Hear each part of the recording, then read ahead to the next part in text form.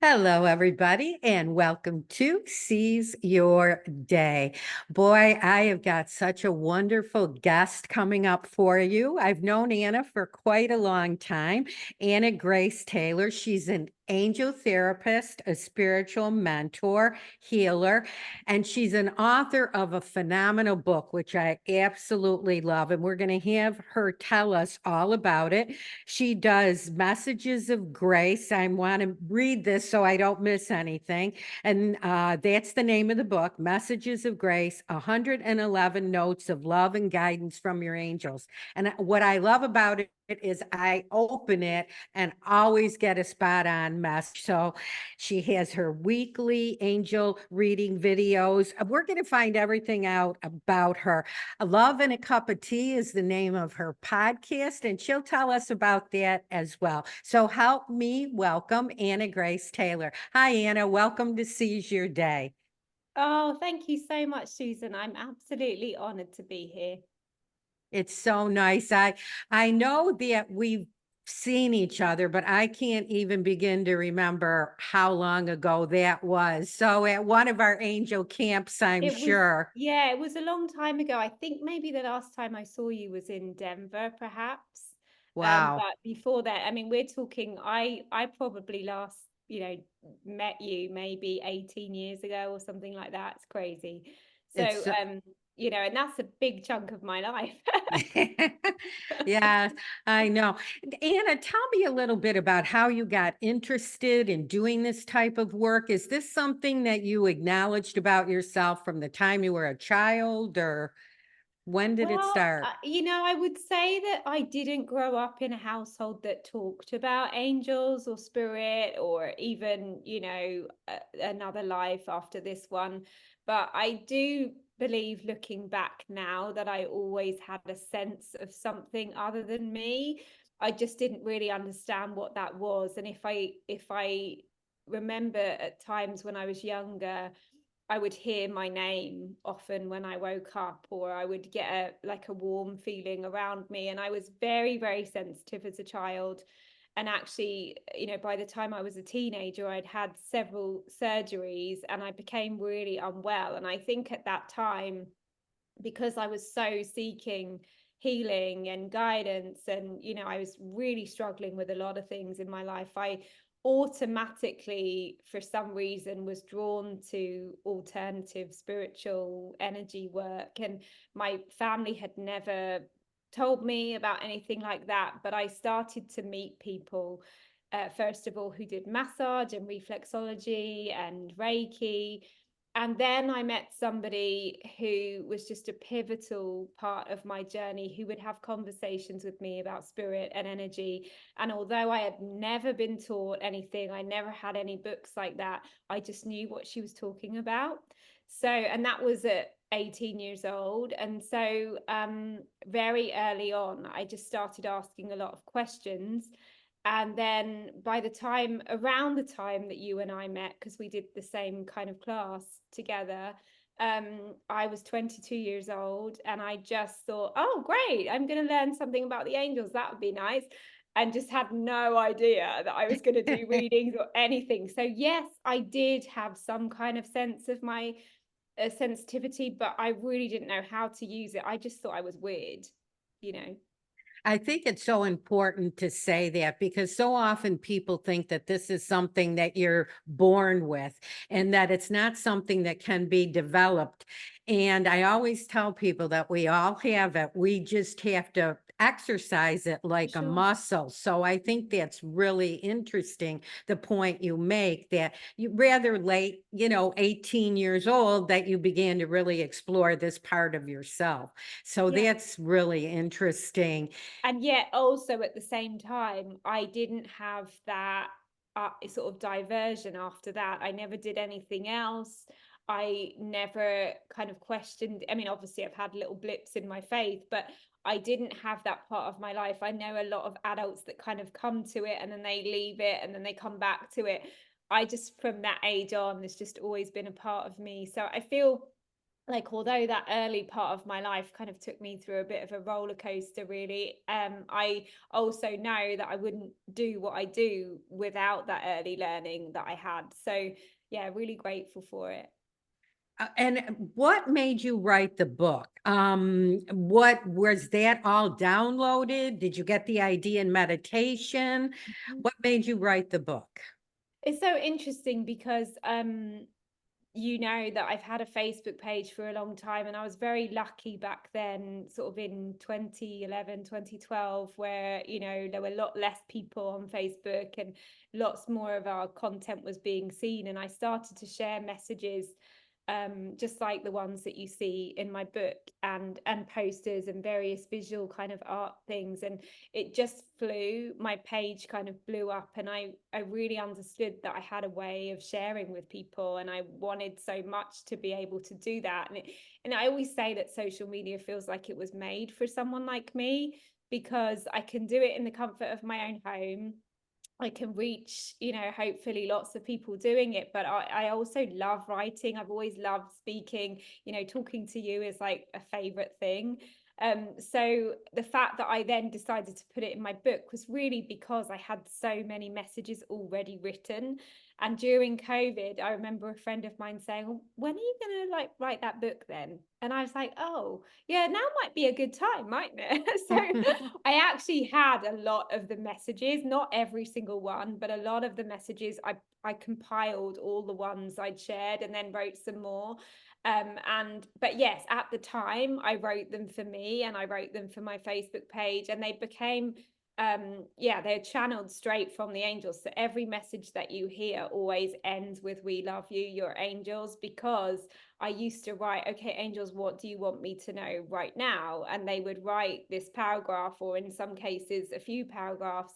And it kind of, it still makes me, I never want to not be in awe of that, because yes, I love writing, but it comes out in a way that I wouldn't write myself. And so I always know that, oh yeah, that is definitely a message from the angels, because the way that they speak is so yeah, loving and eloquent, really.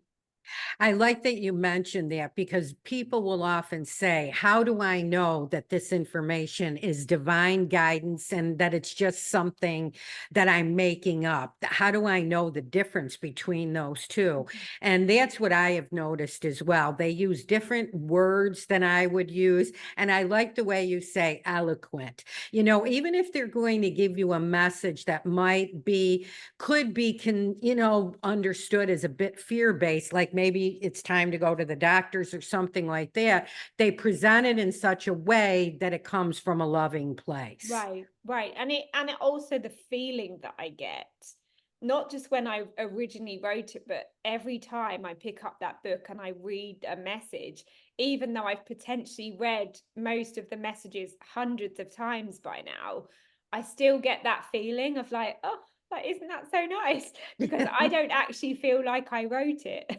Yeah. So It's so funny because I do a lot of guided meditations, and I've really gotten to a point where I can listen to my own meditations and feel like there's somebody else is talking. I created one called Fearless Flying, and there's times when I'm flying that I'm not in the best place. So I will listen to it. And when I first did it, I thought it's going to seem weird listening to your own voice, but I'm able now to separate myself and listen to it. And it definitely helps me when we're in a bit of a bumpy atmosphere, so to speak. I think that's true, and I think that also proves that it's the energy of it as much as the words, because I know for me that, you know, as much as I'm connected to the angels, and we all are, we all human, we all have fears, we all have bad times, we all have days where everything's a bit upside down, and sometimes just coming back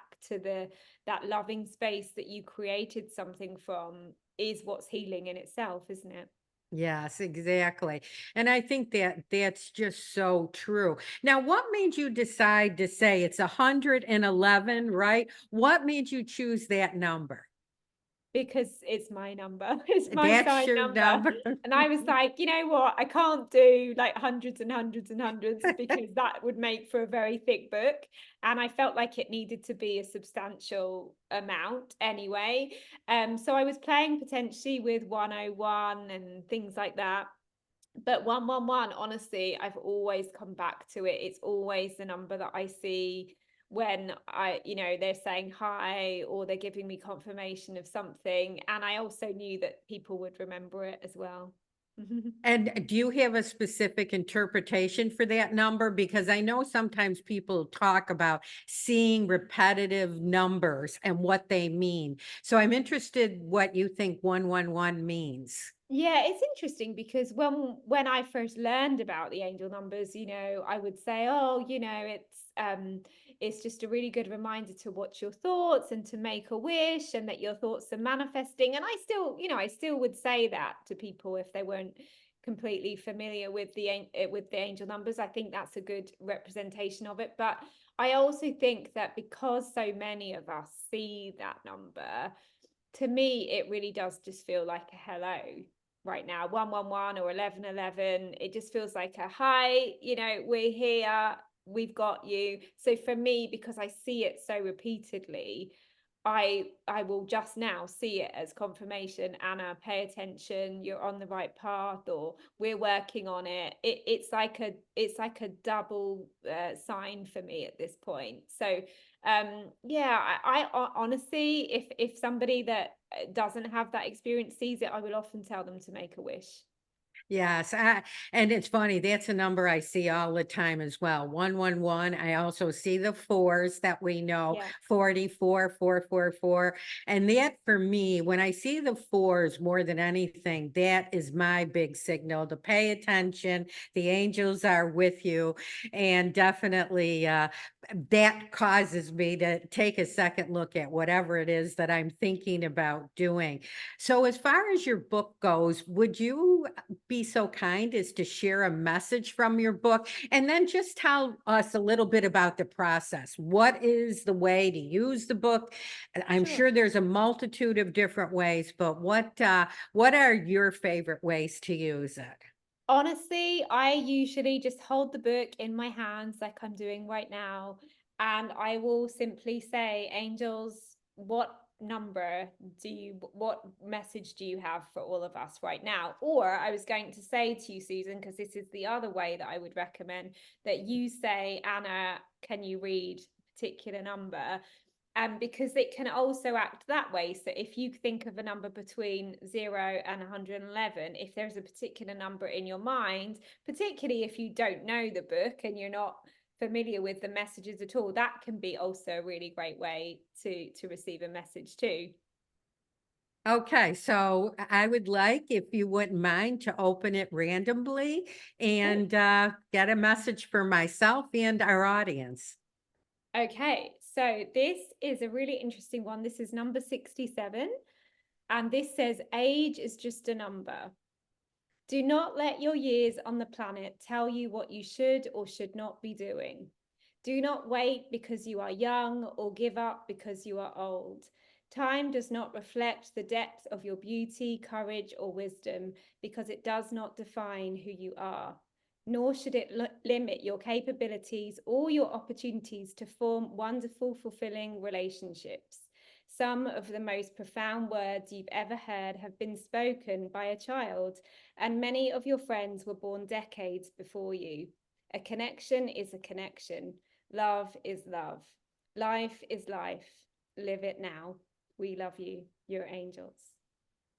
Oh, wow. That is so spot on for me. As I'm getting older, I do find myself having to resist the idea of being too old to do certain things. So that's spot on. But I love the way you also mentioned the children and how often they say things that are so incredibly philosophical and so incredibly spot on.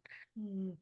That's so true. I mean, look at us, we're different ages. I met you when I was in my 20s. And, I know so many people, we have mutual friends. We're all different ages. We're from all over the world. And it makes no difference, does it? No, it's like you said, love is the connection. Love is the connection that connects all of us. So why don't you hold the book up? We are videotaping this, so I'm new to this, hoping that this comes through. But it's a beautiful cover, Messages of Grace, and Anna's holding it up. So it's notes of love. And what I would most of the time do is open it randomly. Yeah. And it's just like I said, always been very spot on for It's an me. oracle. I mean, really, I did that because I wanted a way to create an oracle.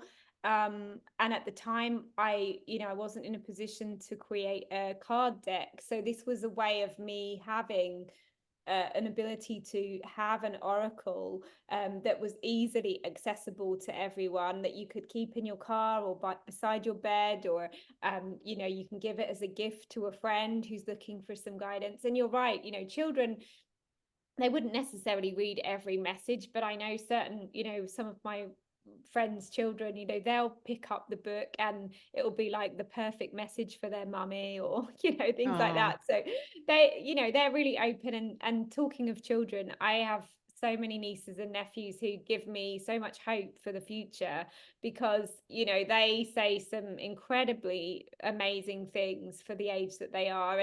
And even when they're just being playful and fun, there's just so much wisdom in that, because we get so caught up in our heads and everything, don't we?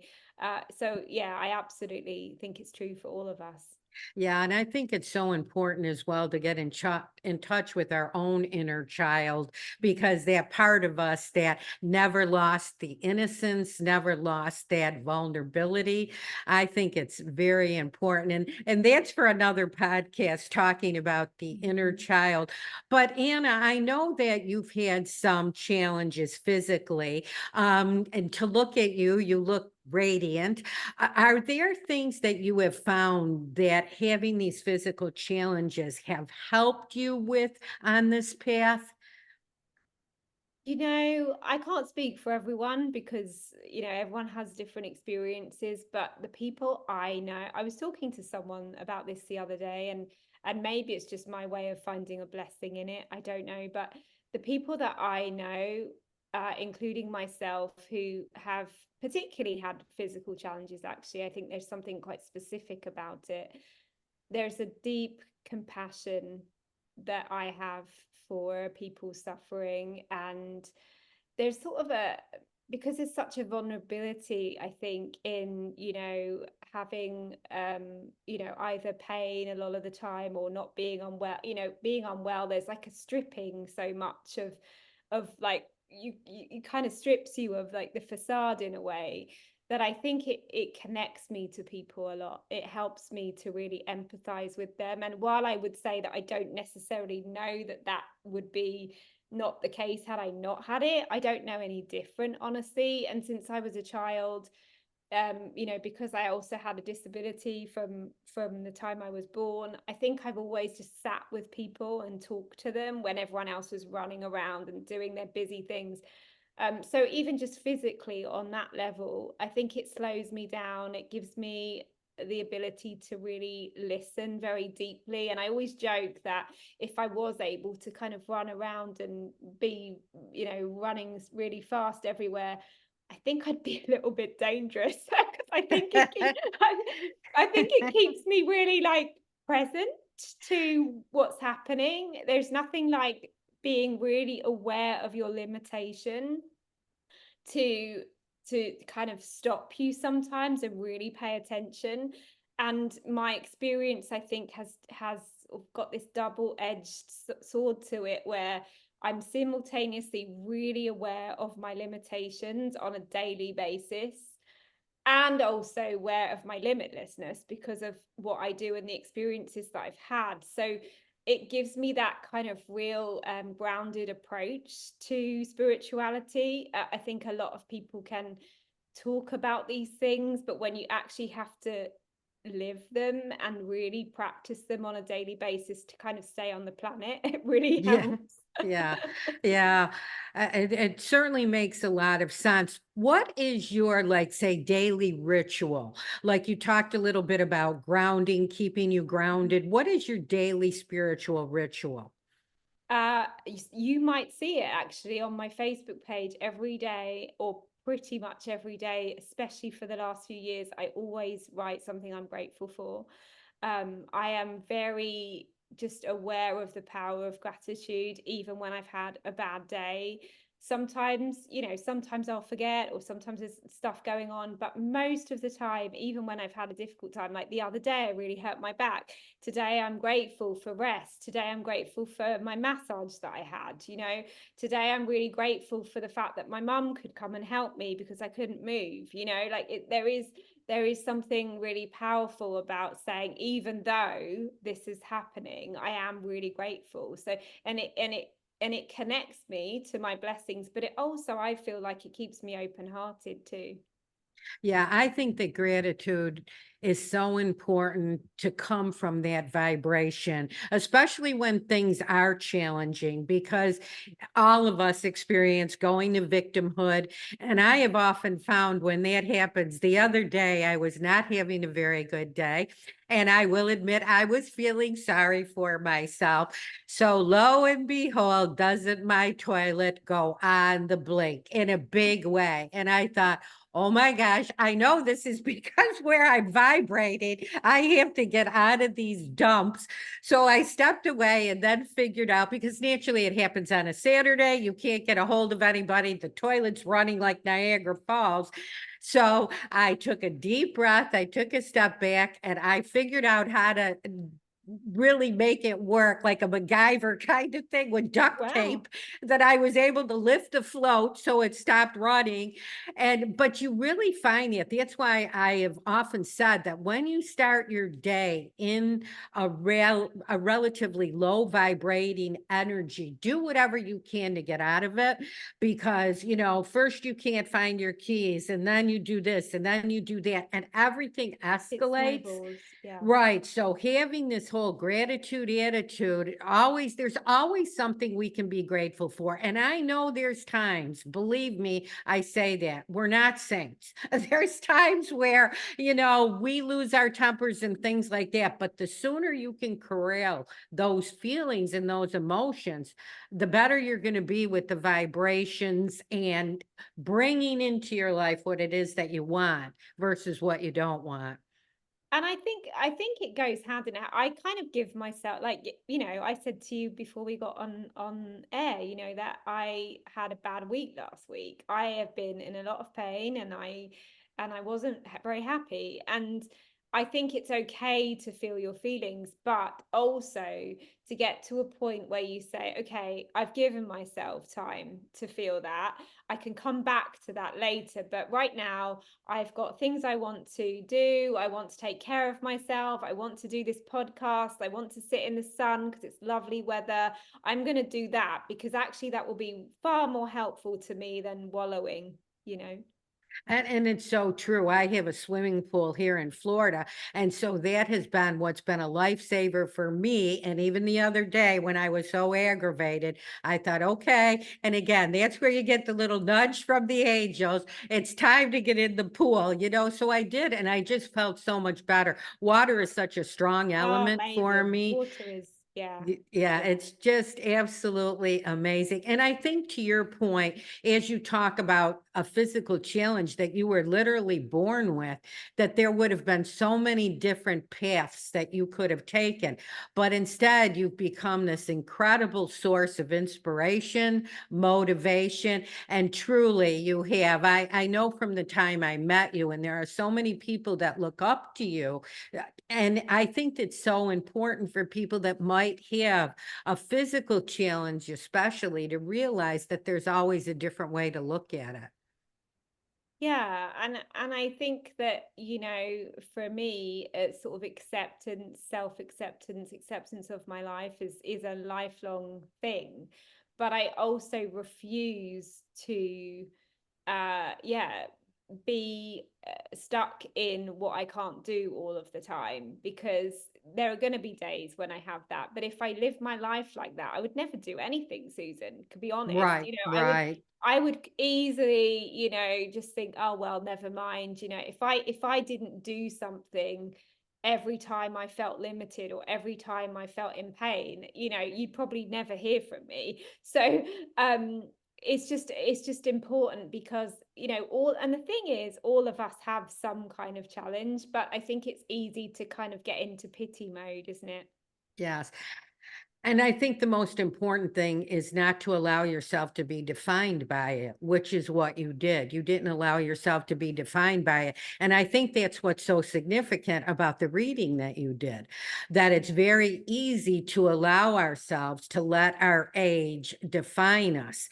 And I've been pretty good about my age up until like recently, where now I really realize I can't kid myself anymore. There's more behind me than ahead of me. But that being said, what it's really made me do is stay more in the moment, to Yes. be as present as I possibly can. I have a Vespa here, and it's just on a little island, so I feel safe riding it. And that whenever I ride my Vespa, I survey my senses and I stay in the moment as much as I possibly can, because I realize how much I'm not in the moment, how I'm racing. And like to your point, how you would probably be like an Energizer bunny. Often I'll hear that song and I can't remember if it was a Loving Spoonful or who sang it, like, slow down, you move too Oh fast. And yeah, it's I know always, you know that yeah. song. Yeah, yeah. And it always comes through to me. And I'm thinking, okay, I don't think there's too many people, as much as they like to claim they're multitaskers, that really are. And so it's like, if I'm trying to do too much, something's getting missed. So I think it's so important that you stay in the moment as much as possible. Another thing that's not very easy to do. No, it isn't. And I definitely have a mind that can work really against me like that. I can just overanalyze all the things. But the interesting thing about my body, especially when I'm moving, especially when I'm walking, because it takes me so much more effort, sometimes I literally just have to focus on walking. So, it's quite interesting, isn't it? Like, I've got this mind that races, but if I'm walking, I mean, I remember my sister saying to me years ago, like, "Anna, you can actually walk and talk at the same time," because I would be so, like, concentrating on the thing that if I would start and having a conversation, I would stop. But I can actually do that. It's just that I think sometimes my mind gets so focus, because like I'm doing now, I'm talking to you, I'm moving my hands and we don't even think about it. But for me, my legs don't do what your brain would automatically do. So I have to think a lot harder about what I'm doing. So it is an interesting practice for me. And in some ways, although my mind is very chatty and overpowering sometimes, I've also learned the power of the mind, because I understand how much it has given me to do the opposite of things that people have told me I can't do. Yeah. So it's a tricky thing, but yeah, the mind can be really sneaky, and I think being present, especially if you've got anxiety or stress, coming back to the present moment, even like with my cup of tea, I've got my cup of tea in my hand, I'm talking to you, I'm looking at the screen. I can't think of too many other things because we're in the moment, aren't we? Yeah, that's an excellent example of it. It's really true. When you're doing something like this, you're forced to be in the moment and you really realize what a sacred place it is. And I know Tolle always saying the power is in the present, and it's so true, but how little time we spend in the present.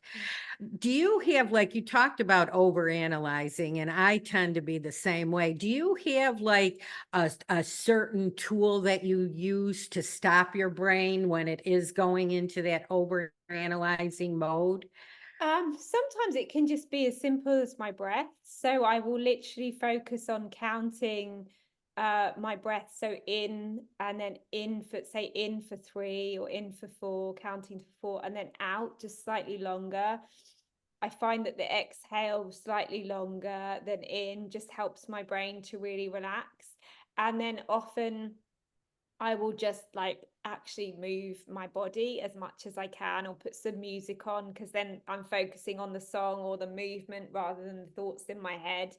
And other times writing for me, like doing the kind of writing that we talked about, or literally just writing out whatever I'm worried about, because I find that our brain is trying so much to process things, but if we're keeping it stuck in our brains, it can't come out, can it? Like there's all these Yeah. unprocessed thoughts and feelings. So in the last couple of years, when I've been sort of through my own grief and various things, I think one of the most powerful things that my therapist taught me to do was to journal in a very specific way, actually. And there's something very powerful about saying that every single day, no matter how I felt, I just put my feelings on paper, because sometimes I'm not even sure what I'm going to write, and then suddenly there'll be like just a relief because it's not in my brain anymore. So that can really help too. Yeah, I think journaling is huge. And I think all of these tips are very,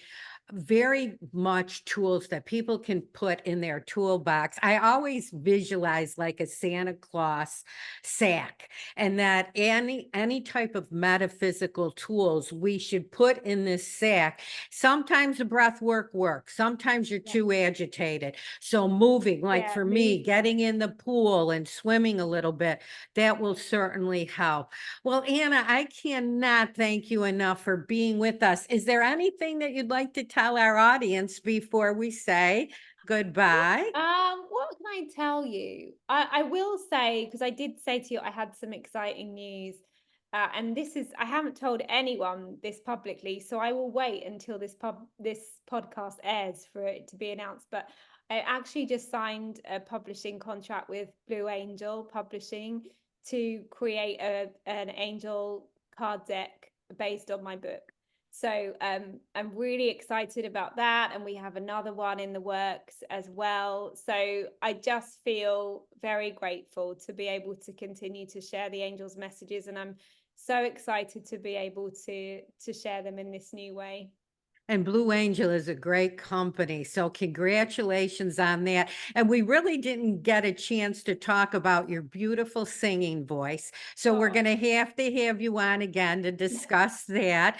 But thank you so much. It's been just such a pleasure having you. And by the way, yes, we're talking about your accent. Where I was going to talk about your beautiful accent. Where is it that you live, Anna? I live about an hour from London. So, yeah, I live in the southeast of England, and I love it most of the time, apart from the weather. I'm like, I should live in Florida like you, to be honest, Susan. I very much a sun girl, so I do kind of complain about the weather, but I think if I didn't complain about the weather, I wouldn't be British. So. Well, thank you so much for joining me, Anna. It's been such a pleasure to see you again, and thank you for taking the time. You're so welcome. I'll talk to you anytime, Susan. Okay, we will definitely get together again. And until we meet again, I want to remind each and every one of you to seize your day. Use some of these tools that we've given you, and the heart in me reaches out to the heart in you. Namaste. Have a wonderful day or a wonderful evening.